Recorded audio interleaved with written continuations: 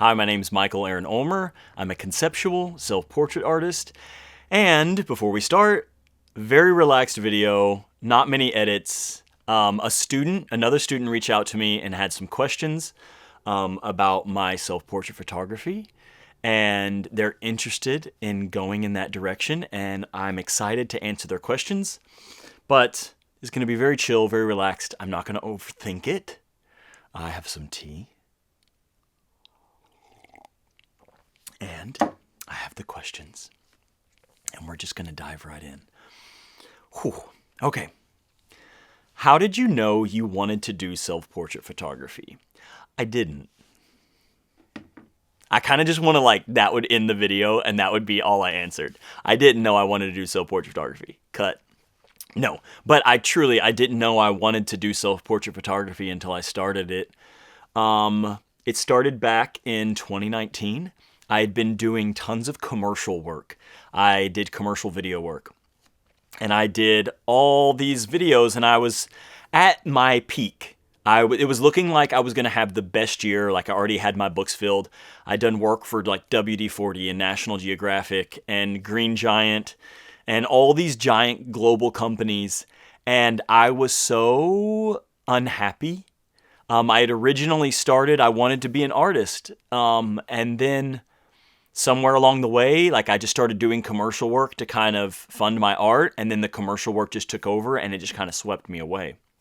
So in 2019, I kind of made a New Year's resolution. And I was like, okay, I have all these ideas. I have all these stories. I have all these things inside of my head. And I want to get them out. So I decided every month for that year in 2019, I would create a conceptual self-portrait. It just felt like it was something I could do. It wasn't so demanding that I would get super burnt out on it. And it was also something I could kind of fit into my busy schedule of just creating one self-portrait a month. And I started it and I was doing it just for me. The only reason was I needed my creative outlet. My commercial work had taken over my life. And so I started and I did a few months and I really started to like it. And then I kept doing it and I realized it was starting to become very therapeutic for me. Every month really tuning into my heart, tuning into myself and seeing what I'm battling with, what I'm going through, and then bringing that to life in a visual. And I didn't think it would go anywhere. I had only planned on doing it for a year and then I would be done. I was going to do it almost like a series. And then I was going to have this one series. I was calling it my on-again, off-again relationship with my brain. And then it was going to be done. I just wanted to do it for a year. But the end of the year came and I loved it. It was something that was bringing me a lot of joy and excitement. So the next year I kept doing it. And 6 or 7 years later, I'm still doing it. And it's just funny. It's funny that I got into this in this way because it's not like I said, oh, I want to do self-portrait photography and that's what I'm going to focus on and that's what I'm going to do. I just started doing it and it turned into this love and joy and it's brought so much into my life. But I will say I turned specifically to self-portrait photography because I am an introverted person. I don't particularly like being around people or working with people. Sometimes I find it more exhausting to try and explain my ideas to others than I would just rather do it myself.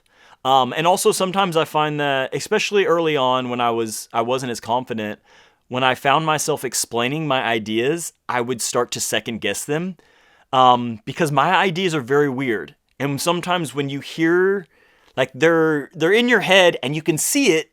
So because you can see it so clearly, it doesn't feel as weird. But as you start to explain it to someone who can't necessarily see it, their reaction can be it can cause you to second guess yourself. So I found that I would do all this work if I was working with people to be you know what, I'll just put it together and I'll show you. I'll do it by myself. So that's why it just kind of evolved into that. And also I don't like to rely on people. I don't like to put people out. And I find that scheduling things with people is exhausting. So I just decided to do everything myself. And now I'm here. But when I say self-portrait photography chose me, I absolutely mean it. yeah, it's not something that I necessarily chose. It chose me. The next question is, what does your process look like when you're shooting these shots, especially since you are capturing these shots by yourself? The process looks like chaos. It looks like pure chaos. But it's my kind of chaos that I understand. So, for example, when I have an idea, before I go out and shoot, I sketch up my idea. When you're doing self-portraits, the most important thing you can do, I think, is make a sketch of it. Especially if you're going to have multiple versions, multiple characters of you in that picture, you need to sketch it to see the way they interact. And it also lets you know that, like, for example, I had one piece where I'm laying on my side and my hands are reaching up. In the sketch, I could see that if my hand is here, it's going to cover my face. So already in the sketch, I'm starting to see any future problems that could happen. And so then I'm like, okay, I have to remember when I shoot, my hand has to be either back or forward. And those are things that if you just had a photographer and a subject, the photographer would say, hey, move your hand back, I can't see your face. And that would be solved. But as a self-portrait photographer, you get out there, you do all this work, you get back to your computer, and your arm's in front of your face the whole time. So in the sketch, you start to identify problem areas, and that helps you make a plan. And then after I have a sketch, if there's anything specific in the picture that I'm not sure I can do, or something that I'm not sure how it's going to look, I do test shots. So for example, in one of my recent pieces from this year, target practice, I wanted the clown makeup to have a very specific look. So I tested out a bunch of clown makeup. I wanted to see what it would look like. I want it to have a certain time period. There was one piece that I did called Saint Anxious, where I had phones coming out of my head. I didn't know if I could accomplish that. So I did a bunch of tests where I did the whole look. I just took some simple pictures of myself and I did the whole look before I did it. So then when I stepped in, I knew what I was doing. So step 1, I sketch. Step 2, I test out anything that needs to be tested. And then based on that sketch, I make a plan. And the plan lets me know all the props, the costume, the lighting, all of that stuff. Because here's the thing. When you're doing self-portraits, it's just you. It's just you. So you need to have a really good, strong plan going in. Or it's going to be even worse. Because it's not going to be great. I'm going to tell you that much. Shoots aren't fun. They're fun to look back on afterwards, but in the moment, it's a lot of chaos and it's very, very exhausting because once you finally get to the shoot, you set everything up and then let's say you have lighting. If you want to make a small adjustment, you move the light over. You then start your camera on a timer. It's taking pictures. You get in front of the camera, you pose. You go behind the camera, you look at those pictures, you realize you need to adjust more. You change the lighting, you change something else. You get back in front of the camera, you take some pictures, you go behind the camera, you look, you make, and you have to do that until you get it perfect. And the thing that happens is sometimes you get really, really frustrated and really exhausted because things don't go your way. And you have to have a lot of patience. So after all that nonsense, then it's time to actually start the shoot. And then during the shoot, you're just trying your hardest to have patience and make sure you get what you can get. Because, once again, if there's something you're trying to capture you jumping up in the air, you have to time that yourself. If you had somebody behind your camera, like a regular photographer and subject, they would say 3, 2, 1, and they would jump and they would capture you midair. You have to time that out yourself. So it's a lot of failing, and it's a lot of working for an hour to get one single shot, or sometimes working for an hour to look over it and see you didn't get it and you got to go another hour. So that's what it is. And then after you kind of shoot, especially if you're shooting multiple subjects and you have to change or do some different things, you shoot one, you go back and you look through all your photos. You make sure you have at least 2 or 3 that are options. You zoom in there, you make sure your focus is razor sharp, and then you move on to the next one and you do it all over and over and over again until you get everything. And then afterwards, you bring them all into your computer and edit them together. So that's kind of what it all looks like.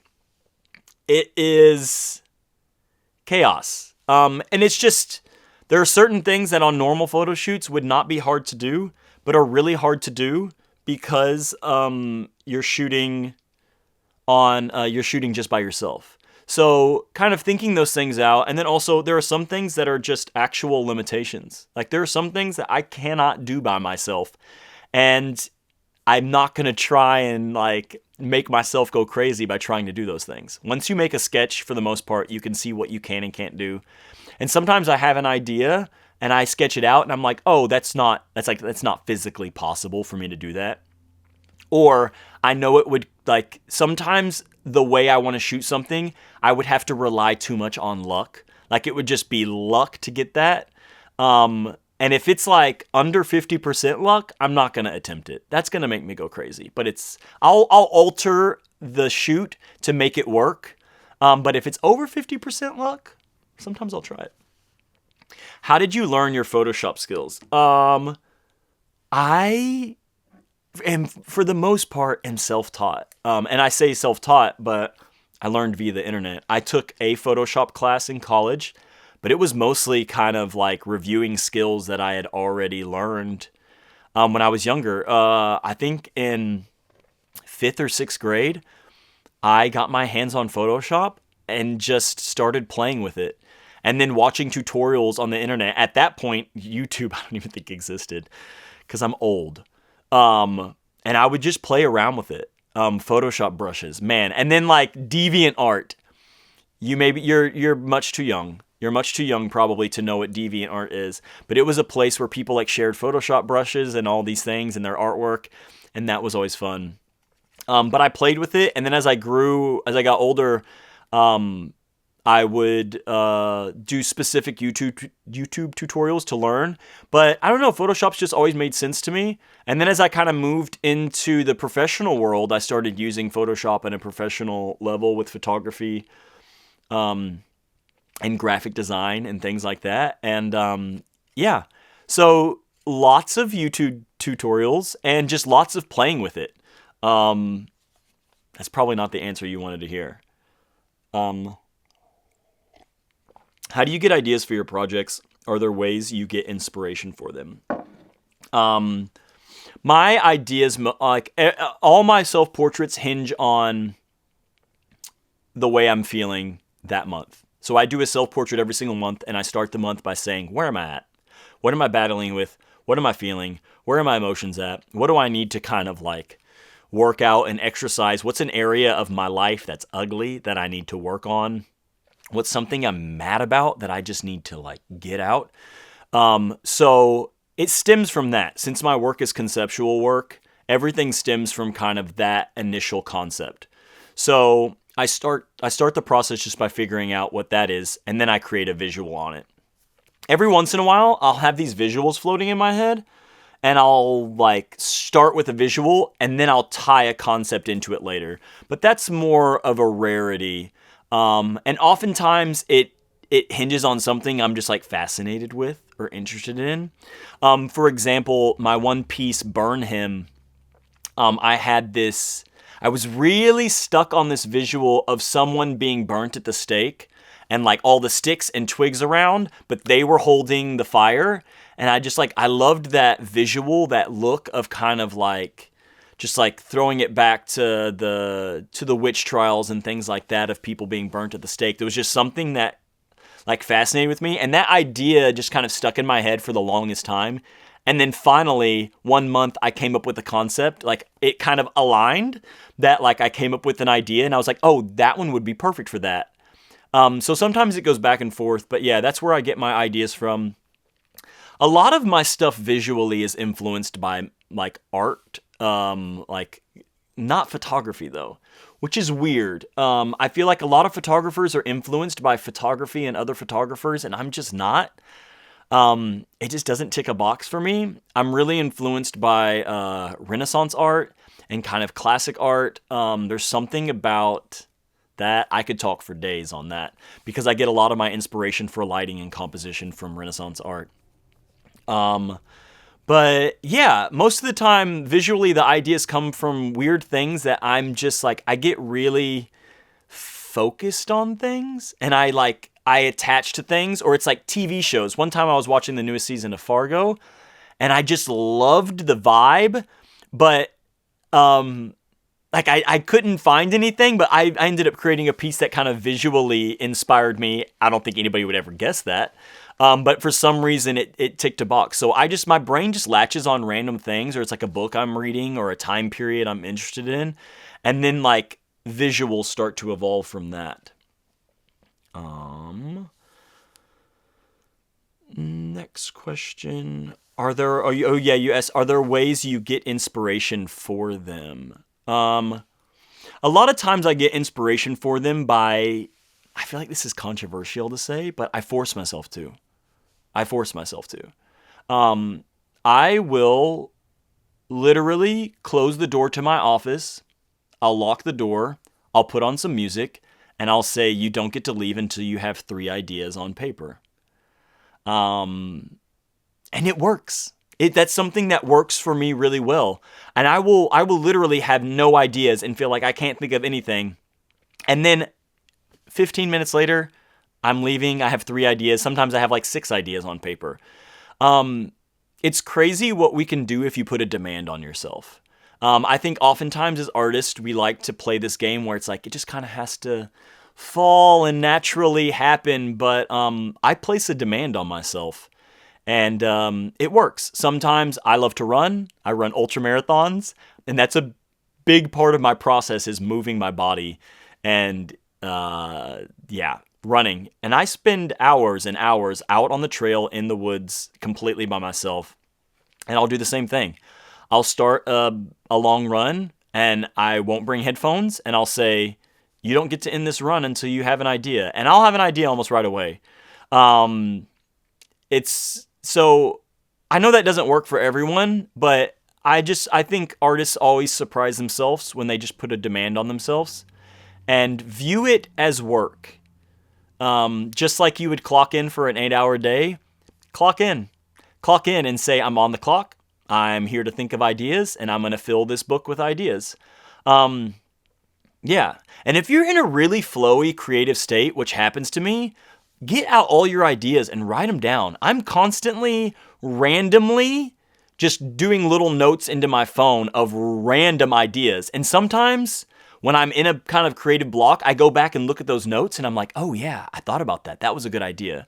So yeah, there are multiple ways to get inspiration, but I think just setting yourself in a position where in your life, creative thought and creativity is of importance and a priority, that's key. As someone who also wants to focus on self-portraits for my photography, but worry about the stability for my future, how do you earn income as a self-portrait photographer? I'm so glad you asked this question. This is something I try and talk about a lot because I need people to know.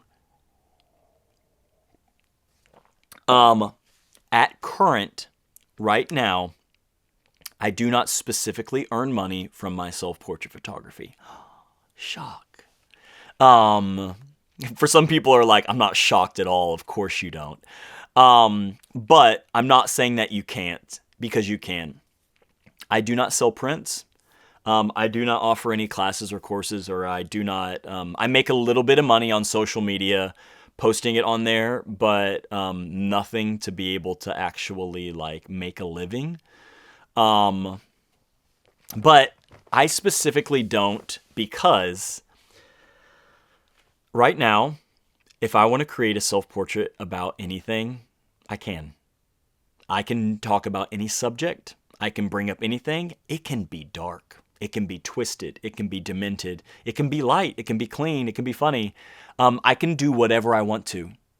And that's because I don't rely on my art as my income. I feel like this is going to get controversial, but this is just my opinion and kind of my heart. So when your art is relying on your income, there's sometimes you have to make sacrifices, and that's just something I don't want to make right now. For example, on social media, I know that my self-portraits that are portraits like here and tell like an instant story, one that you look at and you're like, oh, this, that, and this. They do so much better. They do so much better. And if they do better, I can make money off of them.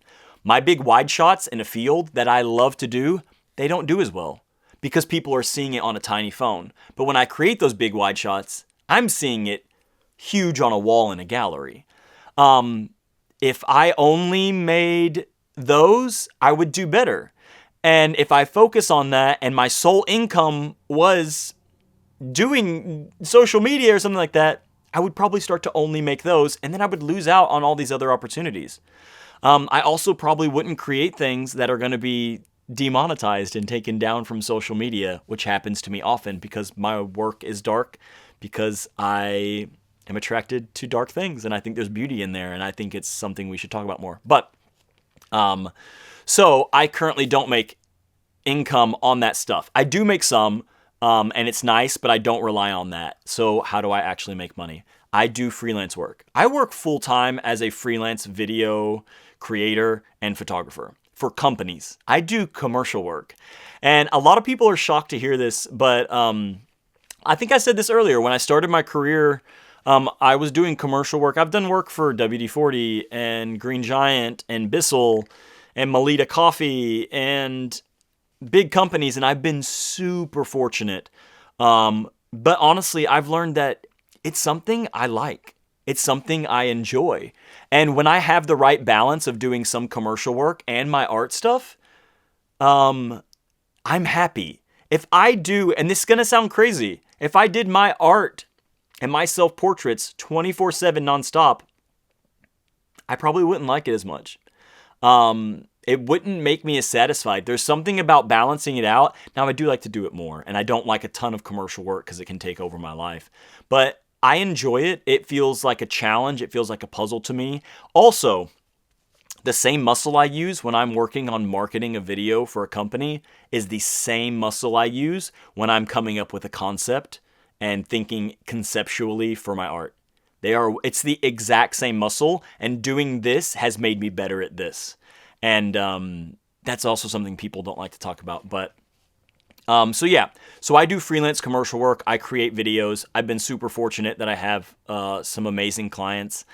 Sometimes I have months where I'm very busy. Like these past few months, I've been super busy doing all my commercial freelance stuff, and I don't get to pour myself into this as much.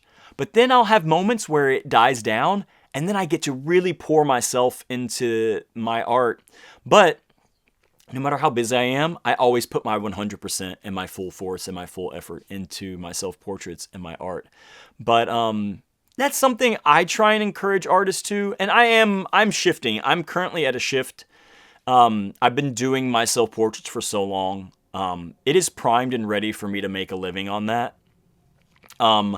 I've just really enjoyed the balance I've had between the two, and I've really enjoyed getting to create whatever I want to with no ramifications, without having to worry about if a brand would be upset if I did this. Just getting to create freely and wholeheartedly. And I also realize that I'm super lucky and super privileged that I get to be in that position to do that. A lot of people don't have that choice. They have to work a lot more. They don't get to freelance and set their own schedule and things like that. So it's a lot harder for them to find that balance. But most artists have great skills. If you have skills as an artist, those skills are profitable in the commercial world.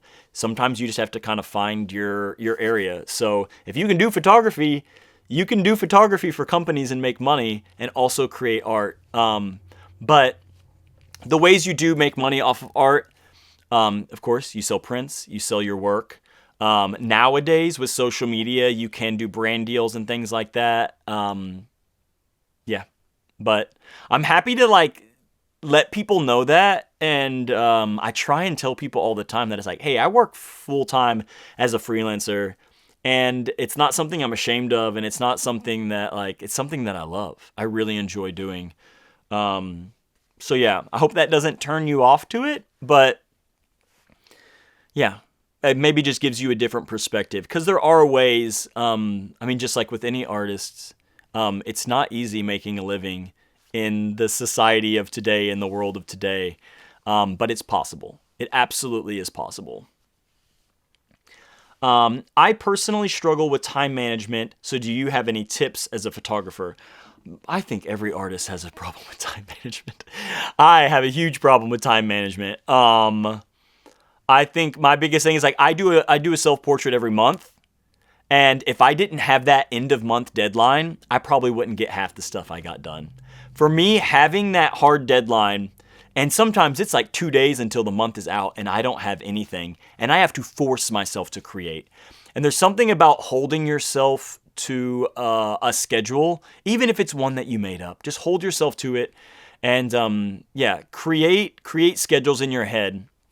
Another good way for time management is nothing keeps you on schedule than letting people know that you're going to be on schedule. So you're like, hey, internet, I'm going to release a new picture in 2 days. You just gave yourself a deadline. I think not having deadlines for ourselves as artists can be detrimental, and we can just spin out of control. Also, it's really hard to put a final stamp on a piece and feel good about it and be done. And sometimes we just need to wrap it up. And like I could sit there and adjust color sliders just one to the left, to the right all day long. So having a deadline helps. In other terms of time management, I think just continue to develop your skills. The more we develop our skills, the better we get at things, and the more we kind of get comfortable. And yeah, so just continue the work, and you'll get better as you go. Trust me. If you ever got burnt out as an artist, how did you manage your motivation? I get burnt out all the time. I truly do get burnt out all the time. Once again, because I've made a commitment that I am going to release a picture every month, sometimes I literally have to tell myself, suck it up, stop complaining, get out there and go do it. Because I am done. And so sometimes in those moments, it is not about me loving every second of what I'm doing.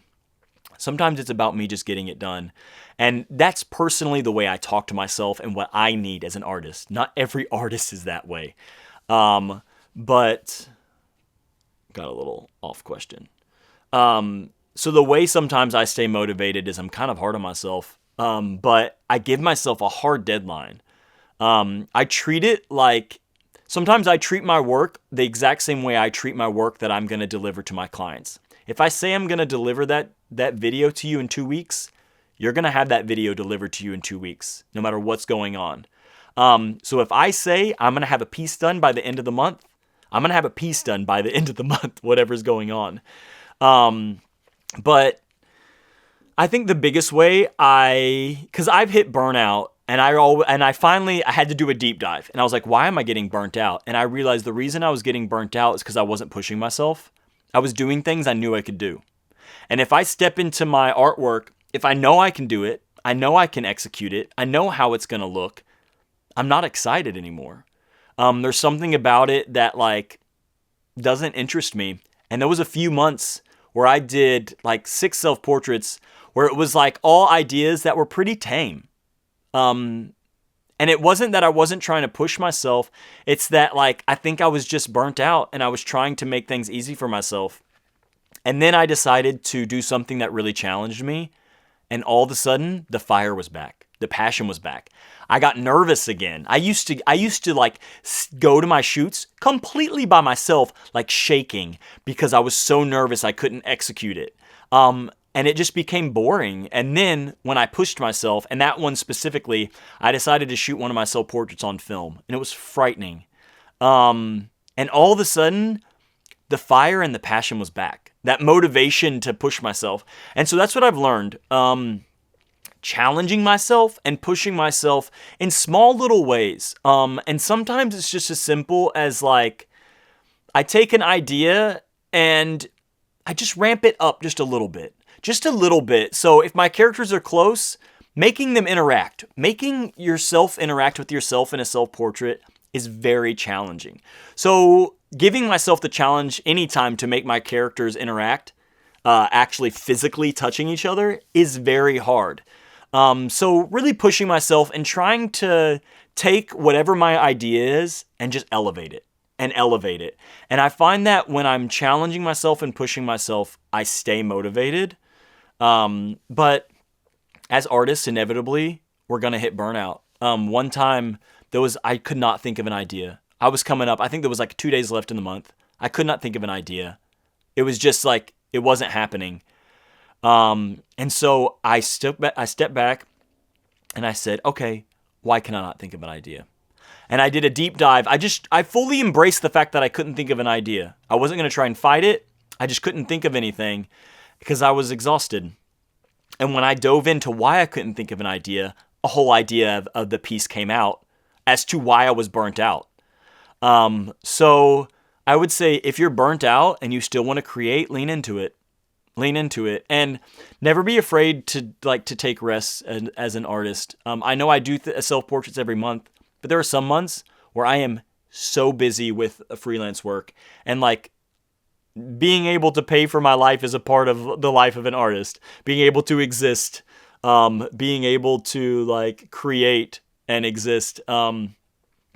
So there's some months where I'm like, okay, this month is very challenging. I'm going to think of an idea that is either in a studio that's not going to take me a ton of time.